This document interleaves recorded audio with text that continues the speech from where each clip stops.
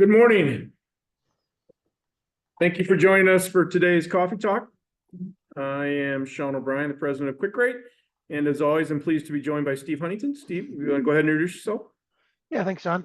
Thanks again, everybody, for joining us on this Friday morning. My name is Steve Huntington. I'm the director of analytics here at Quick Rate and Quick Analytics. I've spent my entire career working with community financial institutions on a little bit of everything, I guess, at this point. And I've been working with Sean here at Quick Rate for 12 years now. Amazing. All right. Thank you, Steve. Thanks again for all of you for participating and joining us today. The Q&A feature and the chat box are the best ways to kind of communicate those. Steve and I'll monitor those throughout the presentation, take the questions as best we can, or certainly at the end of today's presentation. We will, as always, be sending out a link to the slides from today, as well as a link to the recording. That will likely arrive, late Monday or on Tuesday, but look for that, and we will include the polling question results as we have in the past. So to get started today, again, we thought we would just start with some polling questions.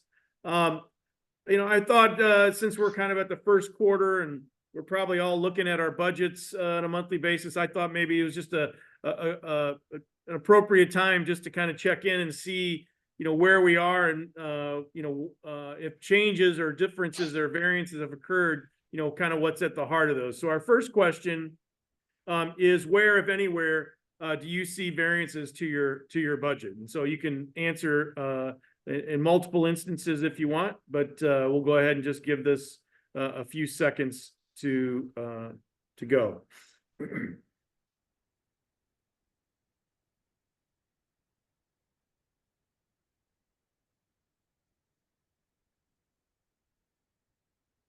I know where I've seen the greatest variance in my family budget, Sean.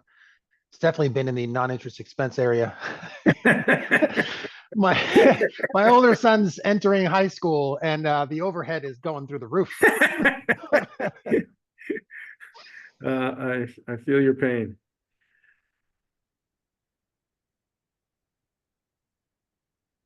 All right, we'll go ahead and close this one out. Thank you for answering with us and share the results. So 53% of you are seeing an interest expense, 35 or 40% for non-interest expense, and then 35% for both interest income and non-interest income. So thank you for answering that one. We just got a few more. Second up is around charge-offs.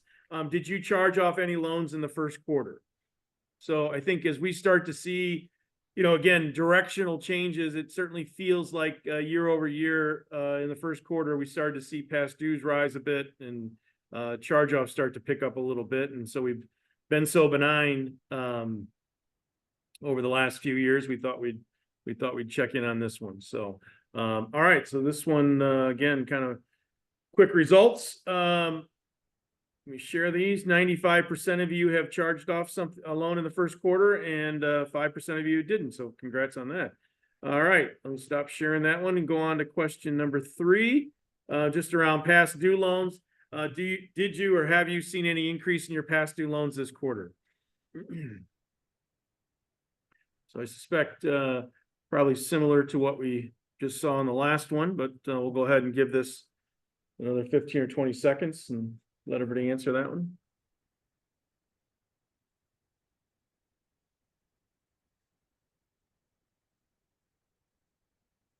All right, we'll go ahead and end that one.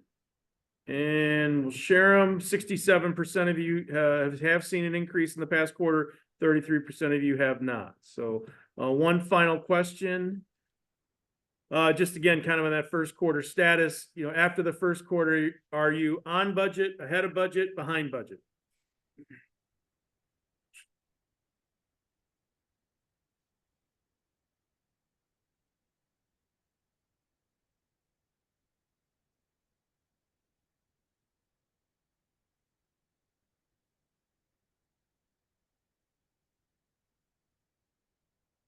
Okay, thank you again. And the final, share these. 46% of you are behind budget, 30% are ahead of budget, and 24% are on budget. So again, we'll include the results in the email that goes out, but always appreciate your participation in those polling questions. So thank you. All right.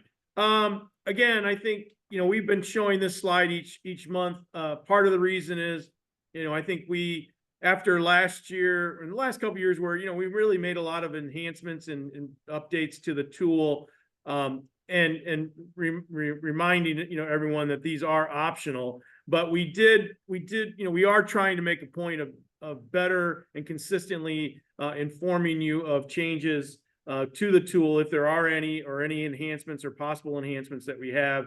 And so we'll just kind of continue to include these in our discussions. Just so, again, if somebody's new on the presentation today, or maybe hasn't logged in a while, they can kind of see what's been done. Steve, anything you want to add here other than emphasize that these are all optional? Yeah, I think, why don't we go ahead and discuss briefly, just give them an idea of what the warm importing, the automated warm importing might look like. So this is something we've had requests from lots of our users. Not all of our users, but many of our users out there. We are calculating your warms for you, and the way that process typically works is you send us we get access to your loan level data. We do those warm calculations in an Excel environment, and we simply send you the Excel file and say, here you go. You take those warm values and you plug them into the interactive CECLSolver tool whenever you're starting a new scenario. And people wanted to kind of take some of the manual input labor out of that process. And so we've been listening. And so what we're going to work on providing is a way to write in the CECLSolver tool for you to pull up the warms that we have calculated for you, choose the date of the warm and of the calculation from the dates you've sent us data, and the methodology that you'd prefer to use of the multiple methodology options. And so if I can share my screen for just a second, Sean, do that. Share screen. That's the one. All right, can you see it? Yes, I can. Excellent. So right here on the loan portfolio summary part of the tool, this is where you enter your warm data. There's going to be a couple new drop-down boxes right here, where if you provide us with your loan level data and we're calculating your warms for you, you can choose from a list of the dates that you've provided us the data, and then the methodology that you prefer to use. If you remember from the warm estimator tool, I've got that right here. So this is what you get back when we send you your warm, so to speak. And right on the summary tab here, you can see, this is a more conservative warm calculation where we're only adjusting for prepayments, but we're not taking into account an assumption about amortization. This is where we take into account that assumption about sort of a portfolio level straight line amortization assumption, brings those warms down to a lower level. We also have the NCUA's provided default warm guidance that they update on a quarterly basis. And so our tool, therefore, also updates it on a quarterly basis. And so if I click on a particular segment here, like new vehicle, you have this warm calculation, and then the amortization adjusted warm calculation. And then the NCUA data has its own warm calculation, or not calculation, but peer-based guidance, I would call it, on a quarterly basis. So when once you get this, you'll be able to actually flow through and right on here choose, hey, I want my warm from March 31st, and I want to use the amortization method, or I want to use the default NCUA guidance. And if you click on that, it'll just populate these values down here with those appropriate warms. It won't do it. It won't adjust this for anyone who doesn't want to use those. These will still be typical standard overrideable values. So if you're plugging them in now and you want to continue doing that, there'll be no change whatsoever. But it will just remove the requirement that you retype all those values in here when we send you your warms, to remove one more area of potential error. Sean? Yeah, thanks, Steve. Yeah, I think, again, I think as with all of our possible or potential or theoretical enhancements, I think they're done with the idea of, one, coming from our users and things that they share with us that they'd like to see or they feel like would improve the tool. I would say this one has been pretty consistently requested over the last year or so. And so, again, I think as Steve indicated, I think, it'll be a nice enhancement, again, optional, but eliminate one piece of manual entry that many of you have asked us to try to minimize and or eliminate. So again, I think with all of these, we try to be thoughtful, but it also opens up a potential avenue for a little bit of additional analysis, right? If you're curious right. as to what impact a more conservative approach for warms might have, or what impact just using the NCUA's default values versus calculating it yourself, you can literally toggle between those two different sets of warms and see how it affects your historical lifetime loss rates and starts to flow through to the rest of the analysis. So it certainly can be used for that as well. Exactly. So again, gives you optionality. Again, you don't have to do it ever, but for those of you who want to dig a little bit deeper or compare, as Steve indicated, right, potential different scenarios using different warms or the impact of those warms, this will give you the ability to see that. Okay, so I'm going to take back the screen here, Steve. Yep. All right. Let's moving on. Again, another recent, and this is again we've covered in the previous coffee talks, but again, just the user management and access control is now available. Steve, anything you want to add here? No, we've discussed that. Again, we had a lot of users, whether it was from an auditing standpoint or an examination standpoint or just third-party vendor maintenance standpoint, wanted to have a better, more universal controls over, hey, who has access to quick analytics, who has access to the CECLSolver at my institution? Do I want to give them full access to the CECL tool? Do I want to give them read-only access? Like if you want to give temporary access to an auditing firm or an examiner for a couple months and you don't want them messing with your scenarios, you can create a new user right here by yourself and give them limited read-only access for a period of time. You can suspend that access until the next time they come to do an audit and then reestablish it. So you just have that flexibility and you have a spot where you can see who's using the tool and how. That's it. Great. Okay, so just some data updates. Again, just a reminder, we'll update these prepayment and warm data speeds every quarter. So the NCUA is updated, so we've updated. Just a screenshot here of that information. We know in some audits, people have asked for, or their auditors asked for the link to the NCUA site. So if that's asked of you, we can certainly provide that to you. But again, I don't be alarmed if they do, but I know that's come up in some of our institutions' recent audits. It's pretty easy to get to, but yep. Just looking for do it. And we've had some people then want them to document that in policies. So just kind of an FYI, could be a best practice, not required, but don't be surprised if that request does come your way. Steve, anything to add here? And well, the NCUA has been has had lots of requests for this data, and now that they've made it available, it's being used pretty widely, and they've started updating it more in a more timely manner. So we're making sure that we're updating it in a more timely manner instead of sometime the month after the quarter. They're making the 331 data available on like April 2nd. And so it'll be available like within a couple of days of it being on the NCUA site. We'll put out an updated version of our warm estimator tool each quarter as soon as they make it available, and you can gather it. You'll be able to get it right there. Perfect. Thank you, Steve.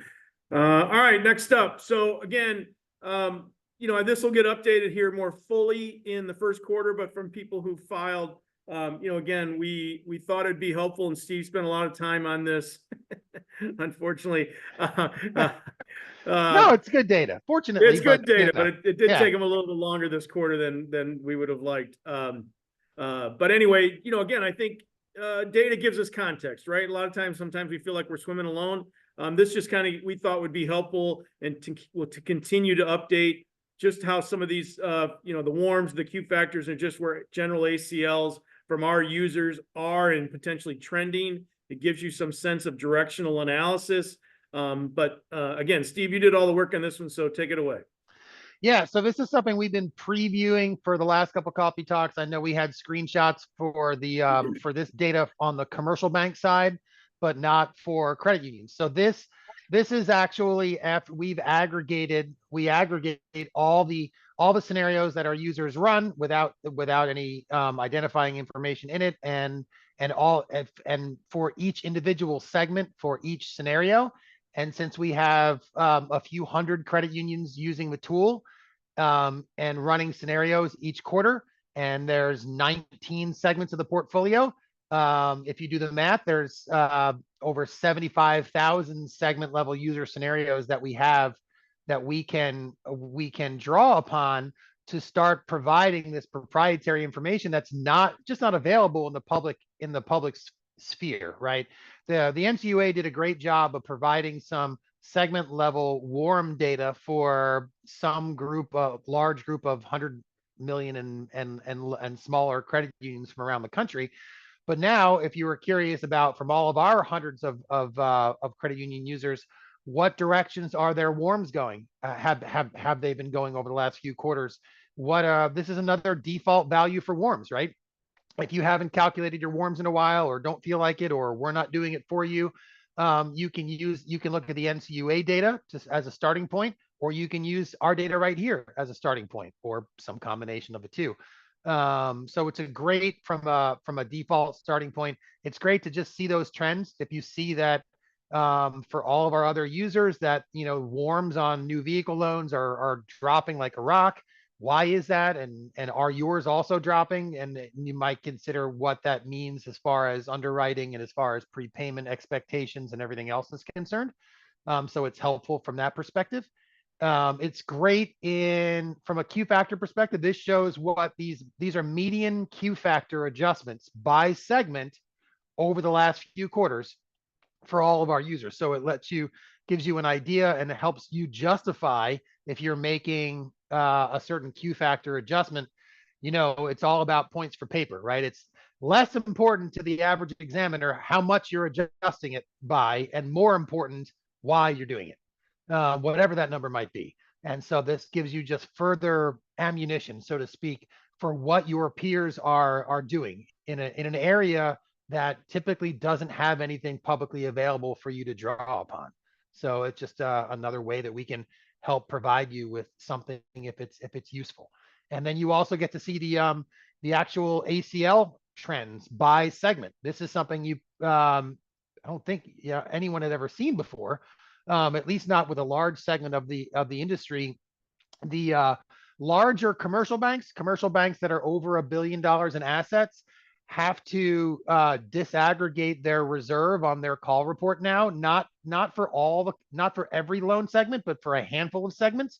But smaller commercial banks and credit unions on the 5300s, you guys don't have to do that. So there's nowhere for you to really see segment level reserve trends for other similar size credit unions.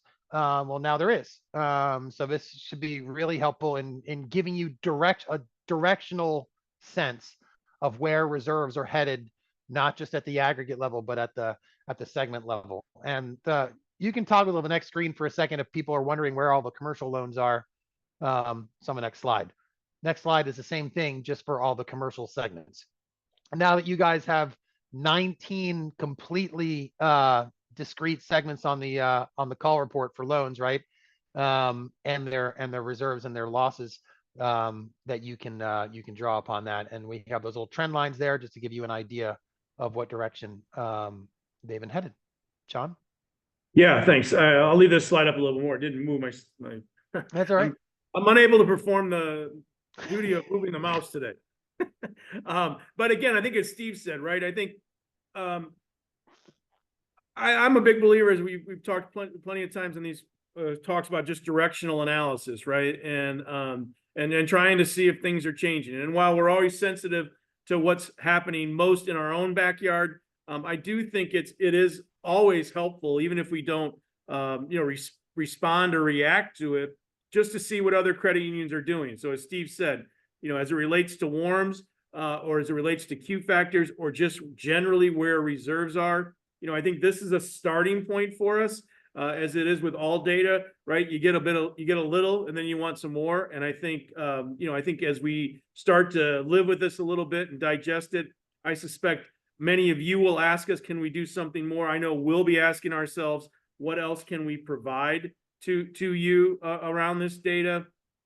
But again, I think it is at a level basis, a loan pool basis, really interesting data. And as Steve indicated, not sure you really see much, peer analysis around this. So again, more to come on this, but we are making progress in trying to deliver to you as much additional information about what we hear and see, from other credit unions as we possibly can.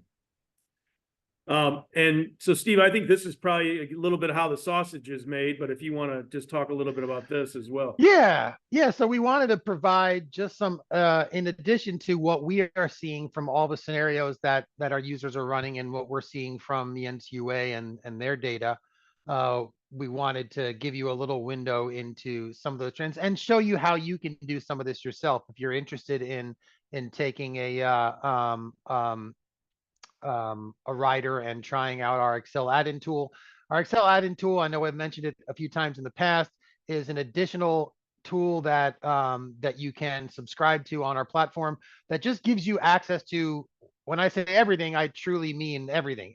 Any data point from any type of financial institution, whether all the different financial information for credit unions, as well as commercial banks and publicly traded institutions and everything else. But if you want to see what, some trends in reserves for all the credit unions in your NCUA peer group, for example, or in your state, you can easily pull down the credit unions in that peer group, and then you can choose the fields that you want to see and do your own analysis. So I just made this as an example. I said, well, I know what our scenarios have shown, but what if I just look at all the all the credit unions in peer group 5, which is what, 100 to $500 million in assets. So you can see I hid 1,000 rows, but there's 1,100 credit unions in NCUA's peer group 5. And in this spreadsheet, I pulled down all 1,100 of them.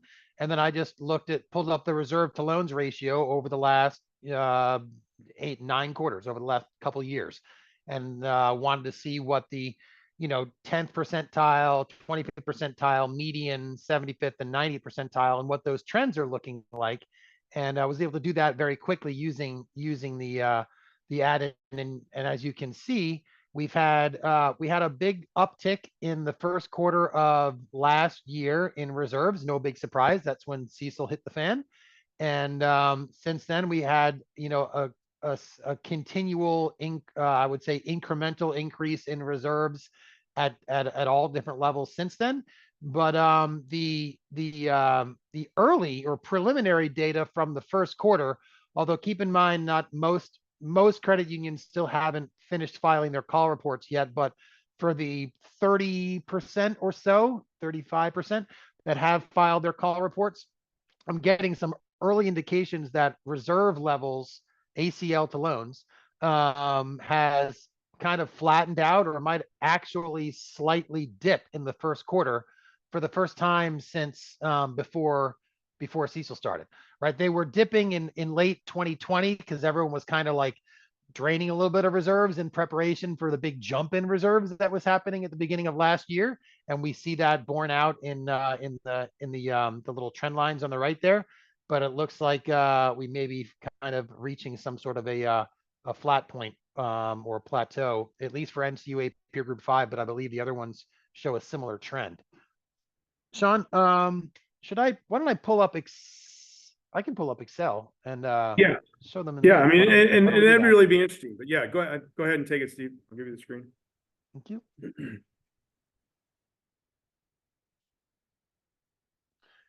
So here we go. Here's that spreadsheet. if I scroll up, you can see I've got 1,100 institutions in here. And all I did was come up here and I said search for credit unions. And then I chose NCUA peer group 5. And then I went to select data and I chose these particular fields. If I wanted to add a different field, I could come, let's say, I could come right in here, insert a row, and I could say that I want to select data. And there we go. And I want to look at credit union data, and I want to look at asset quality, and I can look at loss coverage. I can look at delinquent loans to total loans. Let's say I wanted to do that, and I want to do it for the, sure, as of 12/31, that's fine. Do that, and I want to use that field. Yeah, my internet connection is killing me today, Sean. Usually this takes about 3 seconds to update, even for a list of 1,100 institutions. But as you can see, it's dragging a little bit on this Friday, late Friday morning. But I was able to add a field for delinquent loans to total loans for 12/31/2023 for all 1,100 credit unions in NCUA peer group 5. It's going to take about 30 seconds. Typically, it would take about 4 seconds. But like I said, my computer is having a vacation day today. Timing's everything. Yes, it is. I'll let that run in the background. Yeah. I don't think there's anything else we wanted to show right here in the Excel. No, but I think it does. It does. I'll interrupt. Sorry, Steve. Sure, go but ahead. it does I think part of the idea is, again, there's a ton of information available to you in the add-in tool. If if you do decide and would want to subscribe to it, we'd give you some training. We certainly would assist you with building some of the spreadsheets that you're looking to do. So again, you can reach out to David or Jason if this is something you might want to learn a little bit more about. We're going to continue to talk about it as we also just try to add more functionality to give you access to more data. But again, immediately today, you could have access to all this information through the add-in tool. And your internet connection wouldn't move as slow as Steve's, so it happened much faster. But we are happy. I usually have a great internet connection, but yeah, you usually do. That's actually the last true. 20. Yeah, I've got Google Fiber, but they've been outside doing something in the street over the last day, and whenever they're doing that, it always seems to have some sort of a negative impact. Yeah. But I also think, right, too, you can use the add-in tool if there's things you're preparing even internally at the credit union for the board. If there's a way the add-in tool can help, again, share with us what you're preparing, and again, we can try to assist you with putting together those templates. So. Yep. Yeah, I can add instead of pulling a handful of fields for a large group of credit unions for an entire peer group. If I wanted to pull up some financial statement analysis on my or on my own credit union, I could come here and say, well, I want a handful of balance sheet fields, and I can pick and choose the balance sheet fields that I want, and I can pick and choose what periods I want. Let's say I want for the last 4 quarters, and I want those fields, and I want to go ahead and download the data. And there we go. There's the institution, there's the last 4 quarters, and this is what the random fields that I chose for whatever reason. But if I came in here, if I change a date, if I change a duration, if I add a field, this will all update dynamically. I can take this raw data, I can link it to a formatted spreadsheet for a board package. If there's a committee that likes to look at particular ratios over time, I can pull this data here quarterly and update it, but with a single click of a button, and then it's a regular Excel file. You don't have to have access to Quick Analytics and a subscription in order to share the Excel file. The only limitation would be if you sent this to somebody else, they wouldn't be able to come in here and type in a new date and refresh the query, right? But it would function as any typical Excel file. So if you want to build financial data into any of the tools, models, templates, or packages that you have, let us help you get there. Yeah. Okay, Steve, I'm going to take back the screen here. Sure. And I'll get back to my slide deck. Okay, so we talked about that. Again, just some highlights from the call reports. Steve, you want to go ahead and take this one away? Yeah, this is something that we continue getting asked frequently about held to maturity securities and unfunded commitments.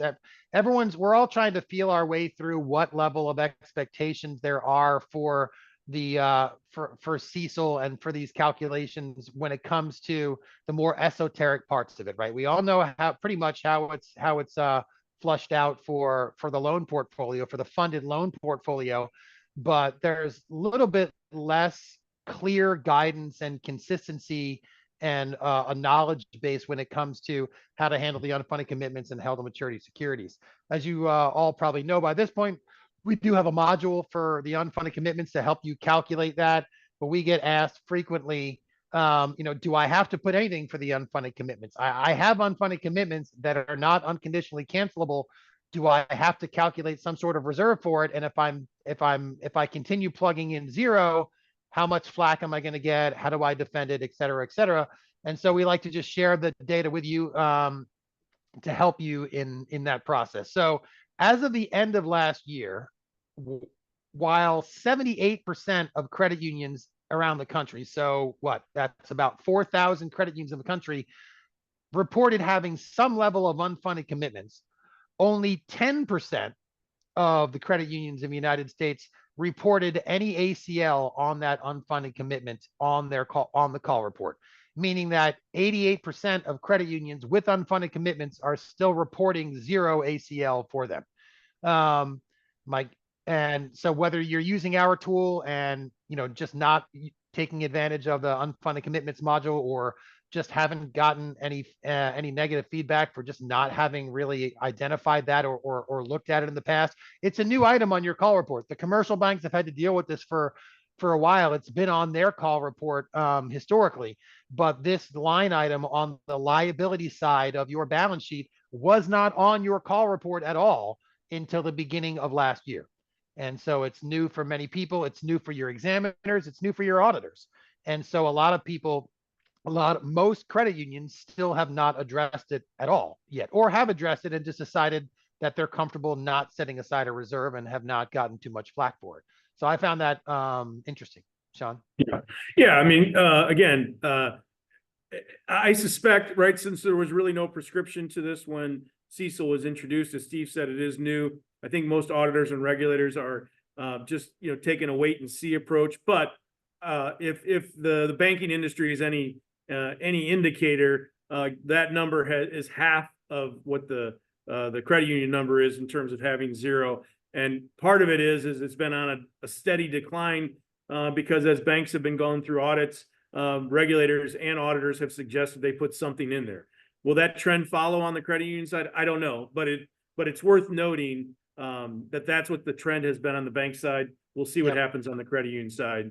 So just don't be surprised. And again, I'm not disagreeing that zero is the appropriate number, but I am suggesting that auditors and regulators will likely ask you why it's zero, even if that's the correct answer. So that's what we've seen on the bank side.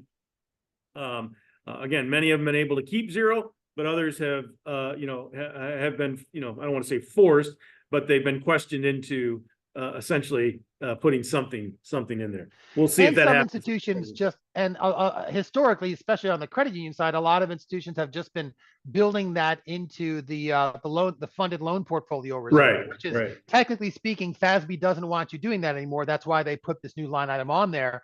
But historically, we know lots of institutions have said, listen, I haven't been completely ignoring it. I've been taking care of it on the contra asset reserve side for the funded portfolio. And FASB doesn't prefer that approach anymore, but it's still being done. Yeah. All right. All right. So I think for the prepared remarks today, that's what we have. If there hasn't been any questions, if there are any final questions, go ahead and submit those. We'll take those. Just a couple of reminders. If you haven't checked out the YouTube channel, we certainly post a lot of these presentations and other webinars that we've done, and we'll continue to do so. We will be back at the end of May for another coffee talk, likely to have a guest with us to join Steve and I. We're still working on logistics for that. But if there aren't any questions, we'll let you out a little early this month. Appreciate all of you joining us. Steve, any final thoughts or words for everybody before we let them go? No, see, we were able to get you out on time for once. I kept my remarks to a minimum. All right. Well, thank you all for joining us. Good luck with for those of you who still may be filing your call reports this weekend. and we will talk to you again next month. Have a great weekend. Oh, and we'll have all that stuff available next weekend. So Yes. our expectation is that not this Friday, not today, but a week from today, everyone's going to be done with the filing, the call report filing. We'll send out an email. We'll let you know that all the CECL tool will have the 331 column available for all the historical, all the peer stuff for the whole industry next weekend. That sounds great. Appreciate it. Everybody have a good weekend. Thank Thanks, you. everybody.